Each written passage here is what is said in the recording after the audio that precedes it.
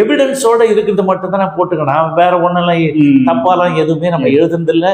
எல்லா இடத்துக்கும் விசிட் பண்ணியிருக்கிறேன், எல்லாம் பண்ணியிருக்கிறோம். முதல் பெண் வள்ளல்ல இருந்து அவங்களாம் கஷ்டப்பட்டது எப்படில இருந்து எல்லாத்தையும் நான் எழுதியிருக்கேன். எங்கெங்க சொத்து இருக்குதுன்றது 240 அறக்கட்டளை ஒண்ணுமே இல்லை. இவங்க 119 அறக்கட்டளையே ஒன்றும் ஒழுங்கா வேலை செய்யல. முதல்ல என்ன கேட்கறாங்கல்ல, ராமதாஸ் கொடுக்கட்டுங்க. ஆக்கிரமிச்சு வச்சிருக்கவங்க எல்லாம் முதல்ல ராமதாஸோட ஆக்கிரமிப்பை வாங்கிட்டு வாங்க, அப்புறம் நாங்க தரங்கிறாங்க. இல்ல சண்டை போடுறாங்க அரசாங்கத்துக்கிட்ட. ஐயோ நீ அங்க நாங்களாம் இழிச்சவா எங்கிட்ட கேட்பீங்க, அங்க போய் கேட்பீங்களா? கேட்க மாட்டீங்களா? இது சட்டம் இருக்குது, எவிடன்ஸா நிறைய சட்டங்கள் இருக்குது. அதுல லிமிடேஷன் ஆக்ட் இருக்குது. நான் வச்சிருந்தேன், எங்க அப்பா வச்சிருந்தான், தாத்தா வச்சிருந்தாலும் கிடையாது. சொன்னா போர்டு வச்சுட்டா போதும், காலி பண்ணிட்டு போவோம். இது ஒண்ணுமே இல்லை. இந்த அரசாங்கம் நினைச்சுன்னா ஒரே ஒரு போர்டு வச்சுட்டா போதும், ராமதாஸ் உள்ள போக முடியாது, யாரும் போக முடியாது அறக்கட்டளை உள்ள. இது அறக்கட்டளை. அதாவது இந்த பாவப்பட்ட மக்கள், இந்த படுபாவி இந்த அப்பாவி மக்களை ஏமாற்றுகிறார்கள். இது தெரியாத அந்த இளைஞர்கள்லாம் என்னன்னா அவங்களுக்கு இருக்கிற பற்றுதல் இருக்கட்டும், தப்பான நோக்கத்துக்கு வழிகாட்டுகிறார்கள்.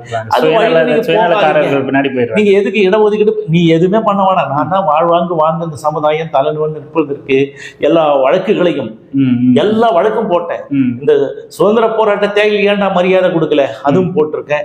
அரசு பரிசீலனையில் இருக்கிறது, அதுவா தீர்ப்பு சொல்லியிருக்காங்க. அதே மாதிரி என்எல்சிக்கு இதுக்கப்புறம் யாரும் போராட வேண்டாம், நான் சொன்ன காரணங்களாம் சொல்லிட்டு இந்த வழக்கை சொல்லுங்க, இந்த வழக்கை போட்டுட்டு நாங்களே உங்களுக்கு காம்பன்சேஷன் கொடுக்குறோம், உங்களுக்கு வேலையும் கொடுக்குறோம் சொல்லிட்டான் நீதிமன்றம் சொல்லி இருக்குது.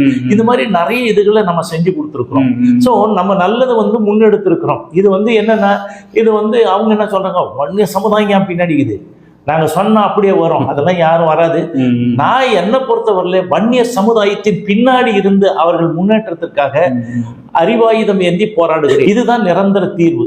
இதுக்காக அறவழி போராட்டங்களும் அதற்கான உரிமையை மீட்புக்கான உரிமையை முன்னெடுக்கிற போராட்டங்கள் தான் நம்ம பண்ணிட்டு இருக்கோம். இதுவரை எங்களுடைய போராட்டம் தொடரும். நான் தான் தொடர் போராட்ட போராளி.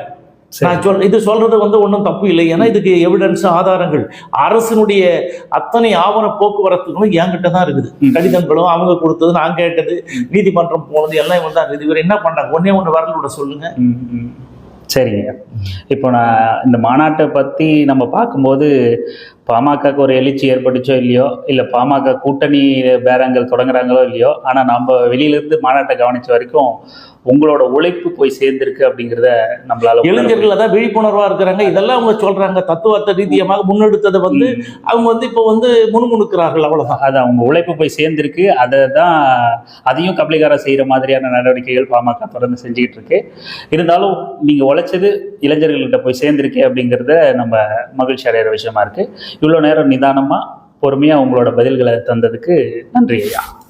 வணக்கம்.